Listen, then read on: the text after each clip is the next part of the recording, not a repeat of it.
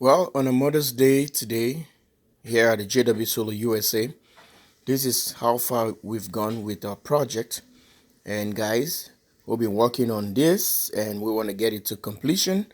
And let me show you what I was doing. I'm still waiting for another 11 batteries coming from battery hookup. But this is what I've done. Guys, I've been busy yesterday all day and trying to figure out the way I'm going to do this. So this is what I've done. I paired the batteries in four. So we have 1, 2, 3, 4, 5. Right now is a 5 strings of fours. I already had together. And what I did, I soldered them. I put all the positives together and all the negatives together and soldered them. Just give them a big bubble solder right here. The reason why I am doing this, some people might say I'm a horrible my soldering is horrible. No, it's not horrible or terrible. It's fine. But this is the reason why I did what I gotta do like this. If you look at it keenly, this is how thick they are. Because I'm gonna be interconnecting them to something I'm gonna be showing you pretty quick. And this is what it is. So I already have the flux and the solder or the aluminum, whatever it is, on the wires. So I don't have to keep being stranded anymore, like trying to dive into this thing where I'm gonna connect it to get a proper. I just gotta preheat this one a little bit, then it's gonna melt and attach. 3 batteries remaining there because I took 2 batteries, which is a 2017s, and I have them here into the gold zero. Watch those videos if you haven't seen that yet, and you'll see more series of videos on these guys for the fear completion. And everything is working perfectly. I can tell you can see all the state of charge is 100%. So it's still holding charge. So guys, back to here. What I've done, I've been using my super heavy duty wiring, or sorry, soldering. I don't know if you can see the brand here. I don't know, it's Mika. I think it's a Mika. So this is 100 and 120 volt, and it's 100 amp. Got a studio line. So I'm gonna do a review on this one and see how big it is. This thing can just melt any solder easily. Alright guys, this is what it is. And look at the stand where this thing is holding. This is where you can put it. I got some flux all over, or solder. And this thing is really useful. And I can see some lead here, guys. But this is what I've done. And you can't believe what I've done and the method I'm gonna be using here. Let me show you pretty quick. So this is the deal here. I end up getting myself a 4 AWG, and it's a pure copper, and it's a 15-foot long, and look, made in America. Okay, a 4-strand bare copper, so it doesn't have any insulation on it. So it's a bare copper. The brand is used for indoors and outdoors. And guys, number 4, this is the you can use this for grounding, like your ground rod or your earth ground from your main panel to the ground rod. So what I'm gonna do now is, see this guy right here. I'm gonna cut how many feet or inches. So if we just want to determine roughly approximation, so this entire box is about 20.5 inch, which is 1 foot 9 inches. But if we have to take it, sorry, if we have to take it inside, um, it's gonna be like 18 inches, not all the way in.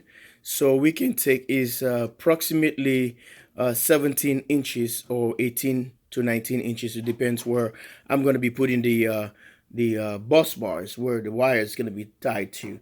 So I'm gonna cut this thing. I have more remaining, which is 1 foot 5 or 1 foot 7 or 1 foot 8, which is 18 inches.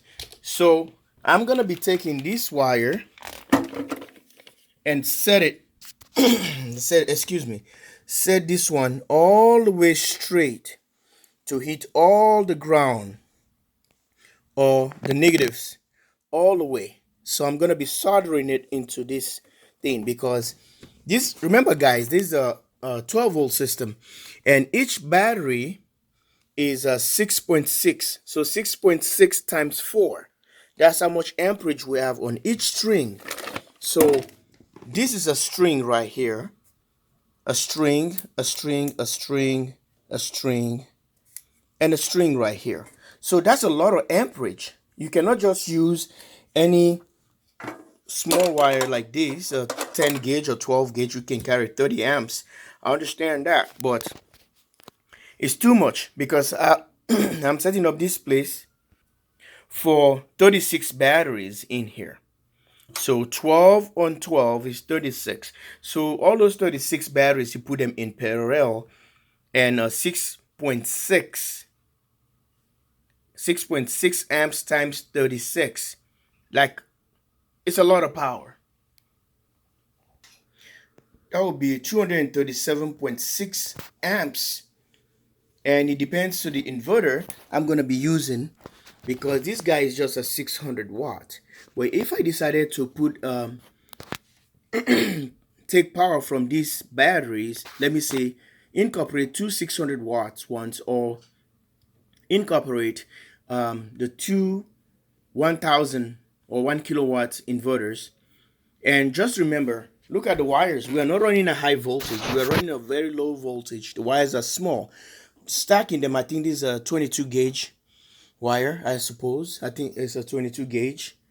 According to, if I am about to strip the wire, I have to run it down here within the 20 and 22. Yeah, about 20, 22. So I have to strip the wire right here. So that tells you how small is the wire on these batteries. By having more of these batteries in parallel, I want to use a heavy duty copper. Well, what I'm going to do, I'm going to put it into a heat shrink, so it's not going to be exposed. So it's going to be taking all the way the positives here. That's why I already put a lot of solder on them, and they're going to just go all the way and melt it to this one. I'm going to clean the surface a little bit, and if I have to put a flux and whatever, and solder it, then it's gonna hold on into this. So it's just gonna run all the way parallel to wire all these batteries, and put the heat shrink on this thing, wrapped it inside. So I'm gonna have the heat shrink, this one embedded into this wire is gonna be inside the heat shrink. And what I'm gonna do, I'm just gonna cut different spots, little spots, where I know that I'm gonna be soldering, and melt it right there.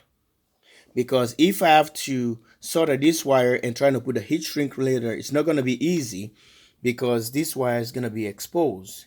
I can't even able to close them, because heat shrink you have to use a touch, or to a lighter to really heat that thing and try to melt in and covered up.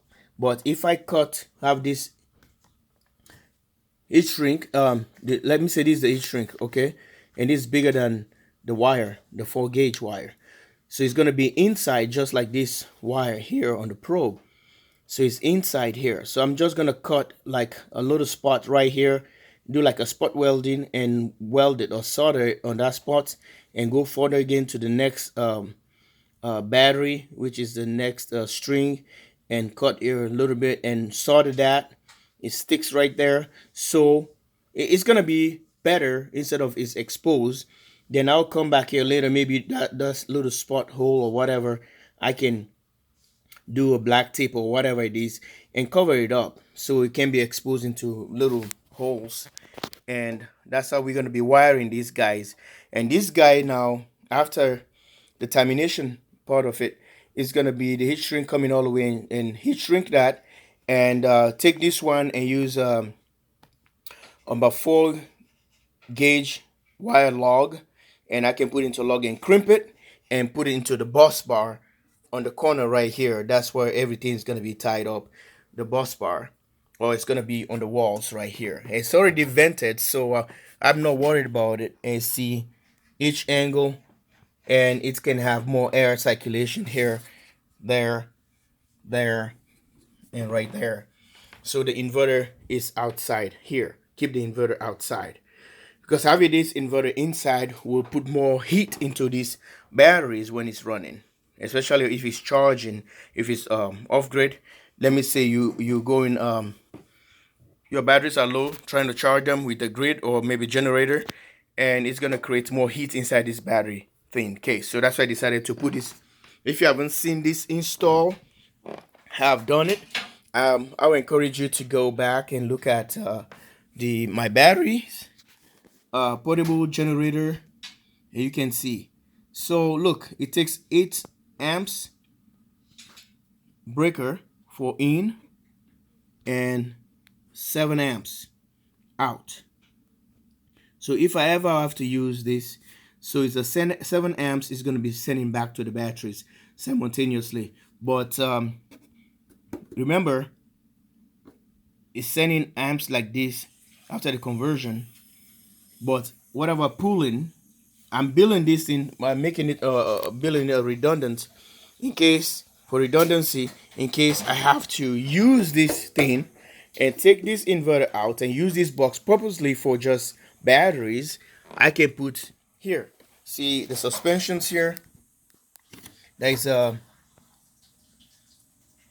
plate right here. I can put a plywood on top of this on the corners and stack another set of batteries up here, so it can be like 2 levels of batteries.